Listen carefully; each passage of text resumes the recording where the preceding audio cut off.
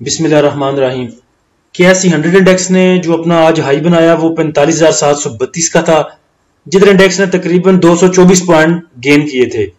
और इंडेक्स ने जो लो बनाया वो 45,500 पे था, जिधर इंडेक्स ने अपने तकरीबन 8 पॉइंट लूज किए थे। और अगर क्लोजिंग की बात करें तो क्लोजिंग 45,590 की है, जिधर इंडेक्स ने 82 पॉइंट गेन किए हैं। कल एक बात मैंने आपको बोली थी कि नजर ऐसे आ रहा है कि जैसे इंडेक्स 44,500 से लेके 46,000 के दरमियान मूव करेगा। तो नीचे जाने वाली जो बात थी मेरी वो तो तकरीबन ठीक साबित नहीं हो सकी, क्योंकि 44,000 को टच नहीं किया इसने। लेकिन ऊपर जो है वो तकरीबन 46,000 से ऊपर जो है मूव नहीं दिया आज इंडेक्स ने। तो कल का दिन भी ऐसे ही गुजर जाना है, रेंज बाउंड सा। और उम्मीद है कि मॉनेटरी पॉलिसी शायद 2 बजे तक जो है अनाउंस कर दी जाए। और ये भी हो सकता है कि इंडेक्स की क्लोजिंग के बाद, मार्केट क्लोजिंग के बाद जो है मॉनेटरी पॉलिसी जो है अनाउंस की जाए, या उसकी जो प्रेस रिलीज है वो आए। तो देखते हैं कल क्या होता है। वैसे ओवरऑल वॉल्यूम की बात करें तो 47 मिलियन के वॉल्यूम थे 47,000 के, जो कि तकरीबन रमजान में भी इससे ज्यादा वॉल्यूम जो ट्रेड हो जाया करते थे। इंडेक्स की क्लोजिंग देखें और इसका लो देखें तो लो इसका 45,500 पे था और जो क्लोजिंग है वो 590 पे है। तो तकरीबन जो इंडेक्स ने अपनी क्लोजिंग दी है वो तकरीबन लो के आसपास ही है इसकी। और अगर दिन में देखें, पूरा दिन अगर देखें इसका, तो टोटल जो इंडेक्स की मूविंग है वो 200 पॉइंट के दरमियान, जो तकरीबन 200-250 पॉइंट के दरमियान इंडेक्स जो है मूव करता रहा है। वजह वही आप सबको पता है। अब कल देखते हैं कि ऊंट जो है वो किस करवट बैठता है।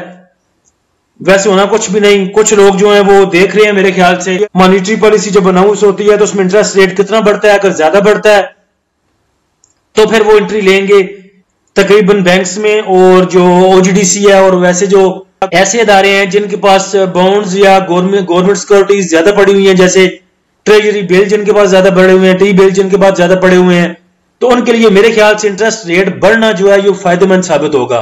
क्योंकि अगर इंटरेस्ट रेट बढ़ता है तो जो उनके पास टी बिल्स हैं और बाकी जो बॉन्ड्स है, ऐसी चीजें उनके पास बढ़ी हैं, जारी बात है सूद बढ़ेगा तो उनके जो प्रॉफिट है उनपे, जो ट्रेजरी बॉन्ड उनके पास पड़े हुए हैं उन्हें फायदा होगा उस पर।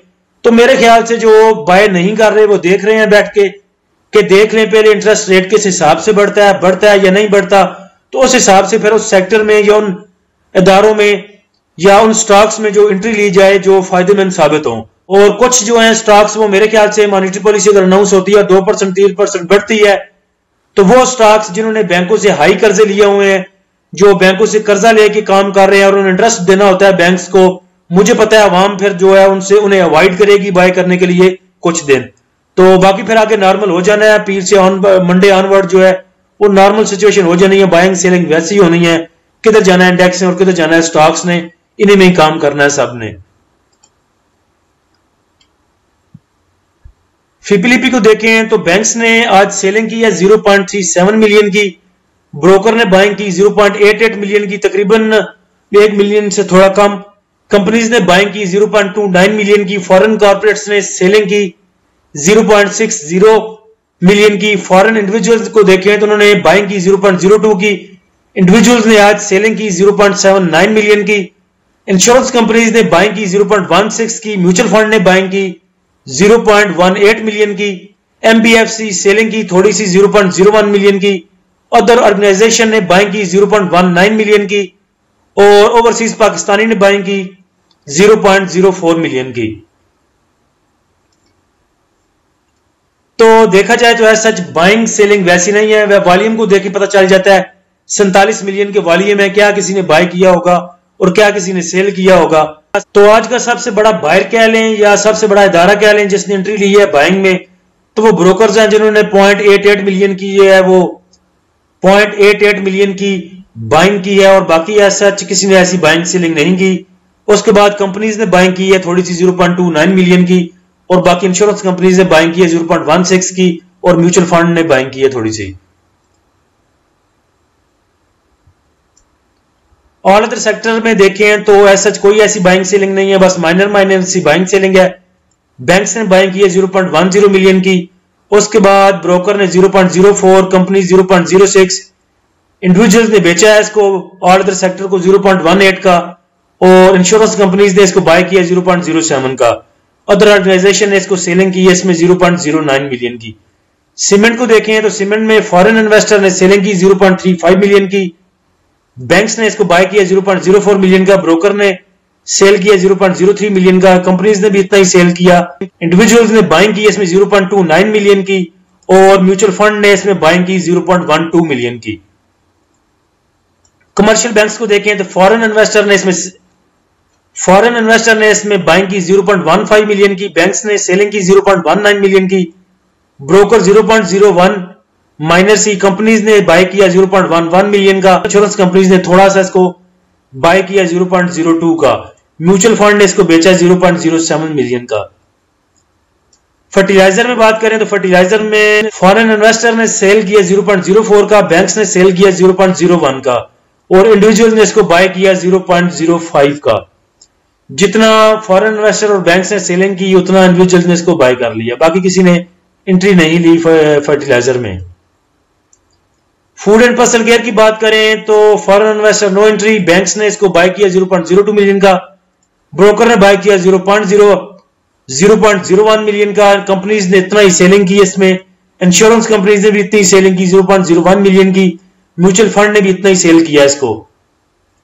Oil and gas exploration company की बात करें तो फॉरेन इन्वेस्टर ने इसको सेल किया 0.28 मिलियन का, बैंक्स ने बाय किया 0.04 का, ब्रोकर ने इसको बाय किया 0.02 का, कंपनीज ने बाय किया 0.07 का, इंडिविजुअल ने सेल किया 0.01 का, इंश्योरेंस कंपनीज ने बाय किया 0.09 का, म्यूचुअल फंड ने इसको बाय किया 0.12 का।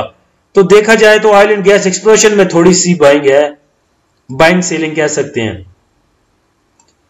मार्केटिंग कंपनीज में देखें तो पीएसओ में थोड़ी सी मूव थी आज, फॉरेन इन्वेस्टर ने इसमें सेलिंग की 0.04 की, ब्रोकर ने सेल किया 0.05 का, कंपनीज ने ना बाइंग ने सेलिंग, इंडिविजुअल्स ने बाय किया 0.05 का और म्यूचुअल फंड ने इसको बाय किया 0.03 का और अदर ऑर्गेनाइजेशन ने थोड़ी सी इसमें बाइंग की 0.01 मिलियन की। पावर जनरेशन की बात करें तो फॉरेन इन्वेस्टर ने सेलिंग की 0.02 की, बैंक्स ने सेलिंग की 0.01 की, कंपनीज ने इसको बाय किया 0.07 का, इंडिविजुअल ने इसको सेल किया 0.05 मिलियन का, म्यूचुअल फंड ने इसको सेल किया 0.01 मिलियन का। टेक्नोलॉजी में कोई ऐसी बाइंग सेलिंग नहीं है, सिर्फ फॉरेन इन्वेस्टर ने इसमें बाइंग की 0.02 की और इंडिविजुअल ने इसको बेचा 0.02 का।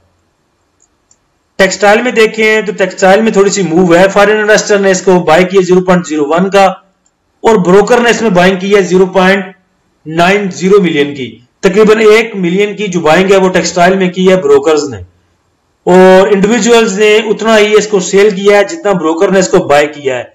इंडिविजुअल ने इसको सेल किया 0.91 मिलियन का। बाकी फीपीलीपी और नीचे आप सब ने देख लिया कि बाइंग सेलिंग कैसी थी सबकी। ब्रोकर जो है वो सबसे बड़े बायर हैं आज के और ब्रोकर में जाके देखें तो उनकी सबसे ज्यादा बाइंग जो है वो टेक्सटाइल में है और उसके बाद ऑल अदर सेक्टर में थोड़ी सी बाइंग है। तो ब्रोकर ने आज जितना भी बाय किया है वो टेक्सटाइल में किया है। हीट मैप को देखें तो थोड़ा सा सरसब्ज शादाब है, लेकिन जितने भी सरसब्ज शादाब ग्रीन ग्रीन है ये सब में मूव ऐसी है सच कोई नहीं। एमएलसीएफ देख लें 0.15 पैसे 15 पैसे जो है ये ग्रीन में है। उसके बाद लक देख लें, लक ने मेरे ख्याल से 13 रुपए की मूव दी है। उसके बाद डीजी खान देख लें 0.04 पैसे, एफसीसीएल देख लें 7 पैसे, कैपको देख लें 13 पैसे, सिनर्जी देख लें 0.01 पैसा, पीपीएल देख लें 80 पैसे, एसएनजीपी 1 रुपया 28 पैसे, पीएसओ 1 रुपया 1.5 रुपया, ओजीडीसी 47 पैसे, यूनिटी देख लें, सरल देख लें 6 पैसे 10 पैसे। ऐसी मूव थी आज, जो भी ग्रीन थे बस रेंज बाउंड थी और डल सिचुएशन थी इंडेक्स की। आपको पता है सारा दिन आप भी टिकटिकी लगा के बैठे ही होते हैं मोबाइल्स की स्क्रीन पे और आपको बेहतर पता है। बाकी इसको आप कह सकते हैं कि अंडर प्रेशर है बस इंडेक्स। पॉजिटिव पॉइंट कंट्रीब्यूटर में बात करें तो डीएचडब्ल्यूएच जो है सबसे आगे है 63 पॉइंट के साथ। उसके बाद luck 42 point, PPL 15, SNGP 10, PSO 9, OGDC 8, LCI 7, MEBL 6, BAHL 5, NATF 5।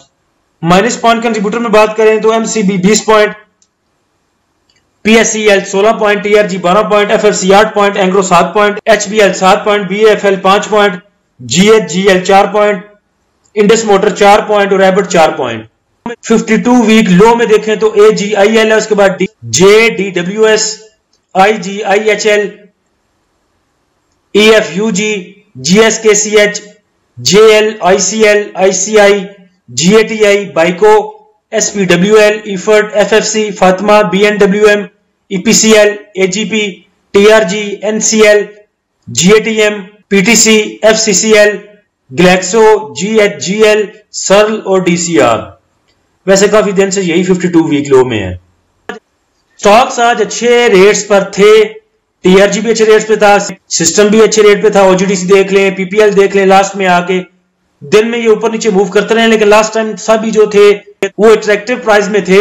सिर्फ आपको इसलिए बोला था कि बाय मत करें, कैश एंड होल्ड करें कि कल इससे अच्छी जो है वो अपॉर्चुनिटी मिल सकती है, क्योंकि अगर इंडेक्स अपने लो से ऊपर जाके क्लोजिंग देता तो कुछ अच्छी उम्मीद की जा सकती थी, लेकिन इंडेक्स ने तकरीबन अपने लो के पास जो है वो क्लोजिंग दी, तो वॉल्यूम भी अच्छे नहीं थे ऐसा, तो इसलिए आपको कहा था कि कैश एंड होल्ड रखें, कल जाके इसको बाय करेंगे। मैंने भी नहीं बाय किए, जितनी कैश थी मेरे पास वो सब होल्ड पे रखी, एक भी शेयर बाय नहीं किया। तो जिन्होंने बाय नहीं किया वो भी मेरे ख्याल से तेल देख रहे हैं और तेल की धार देख रहे हैं कि कल की मूव देख लें क्या बनता है, मॉनेटरी पॉलिसी में क्या अनाउंस होता है, उसके बाद एंट्री लें। कुछ लोग तो इस चक्कर में है और जो मेरे जैसे हैं वो इस चक्कर में है कि कल लास्ट डे है प्रेशर का, तो कल मॉनेटरी पॉलिसी अनाउंस होने से पहले पहले जो उमरू यार की जमीन को फुल करेंगे या जो अपने पास कैश पड़ी है उसको यूज करेंगे। आज भी अवाम ऐसे चुप बैठी थी जैसे पता नहीं मॉनेटरी पॉलिसी में 2-3% इजाफा हो गया तो पाकिस्तान छोड़ जाना है, किसी ने किधर भी नहीं जाना, सब इधर खज्जल खुआर होंगे। आप देख लीजिएगा सोमवार से ऑनवर्ड बस वेट इसलिए कर रहे हैं कि जो मैंने आपको ऊपर बता दिया है वीडियो में, इंडेक्स के स्टार्ट में इंडेक्स को देखते हुए जो बता दिया आपको कि 2 वजूहत हैं उनकी, उसी वजह से सब वेट कर रहे हैं। कुछ लोग हैं वो मॉनेटरी पॉलिसी अनाउंस होने का इंतजार कर रहे हैं और जो मेरे जैसे हैं वो देख रहे हैं कि कल का दिन देख लें, वो जैसे पंजाबी में कहते हैं ना बुरे दे घर तक जावांगे, और जो मेरे जैसे हैं वो यही देखना चाहते हैं सुबह एंड देख लें कि हमारे इंडेक्स कितना प्रेशर लेता है और क्या अखीर है इंडेक्स की। मेरे ख्याल से कुछ जो है वो अखीर देख रहे हैं इंडेक्स की। आज की टोटल वीडियो में बना चुका था, एडिट करके बस अपलोड करने वाला था, और खाना खाते हुए मुझे याद आया कि मैं आज दिन को पोल को बाय करना चाहता था। क्यों बाय करना चाहता था? एक तो इसका 60 रुपए का डिविडेंड है इस पे, दूसरा आज क्यों नहीं बाय किया कि सुबह एक अच्छी अपॉर्चुनिटी मिल सकती है, इंडेक्स इससे भी ज्यादा प्रेशर में होगा, आज से भी ज्यादा, तो इसको सुबह बाय करूंगा। अब देखें ये तकरीबन 431 पे मूव कर रहा है, डे रेंज में देखें 430 और 434। लास्ट 6 मंथ देखें आप इसके, तो इसकी एवरेज मूव जो बन रही है वो 400 पे है, ये देख लें। मिनिमम जो ये गया है तकरीबन 390 पे गया है, वो भी अप्रैल में, और उसके बाद देखें ये तकरीबन 400 रुपए पे मूव करता रहा, इधर 420 और 440, 60 रुपए का डिविडेंड है। अगर आप इसको लेते हैं 431 पे और अगर डिविडेंड देने के बाद एक्स होने के बाद ये खुलता जाके 60 रुपए नीचे, तो कहां खुलेगा? तकरीबन 370 रुपए में। तो 370 से लेके 400 पर आने तक ये देर नहीं लगाएगा और बहुत जल्दी रिकवर कर लेगा अपना ये जो एक्स है इसका। तो पहले मैं सोच रहा था कि डोल लिया जाए, लेकिन डोल का 2 रुपए का डिविडेंड था। अगर आप 1 लाख रुपए के लेते हैं डोल, 23 रुपए का डोल चल रहा है, 23 रुपए 70 पैसे, 23 रुपए 60 पैसे का, तो वो आपके बनते हैं तकरीबन 4200 शेयर बनता है आपका, और 4200 पे अगर 2 रुपए आप लें तो तकरीबन 8400 रुपया बनता है डिविडेंड आपका। उसी की जगह अगर 1 लाख रुपए के आप लें पोल लें 431 तक, तो ये बनते हैं तकरीबन 232 शेयर, और 232 पे अगर आप 60 रुपए डिविडेंड ले तो तकरीबन 13,000 और 13,900 या 14,000 रुपया बनता है। तो वो 8,000 और ये 14,000, तो मेरे ख्याल से पोल एक अच्छी चॉइस है आपकी, और मौका भी है, चांस भी है आपके पास। अभी 2 एडवांटेज है आपके पास, एक तो बायर इसको हाथ नहीं डाल रहा क्योंकि मॉनेटरी पॉलिसी की वजह से, और दूसरा कि इसकी एक्स डेट होने में कुछ दिन बाकी रहते हैं, तो ये दोनों एडवांटेज आप अवेल कर सकते हैं सुबह। मैं तो सुबह इंशाल्लाह डेफिनेटली लूंगा इसको, पाकिस्तान ऑयल फील्ड को, पोल को, और आपकी मर्जी है चाहे आप इसको लेना चाहते हैं या नहीं लेना चाहते। अल्लाह हम सबका हामी नासिर हो। इजाजत दीजिए, अल्लाह हाफिज।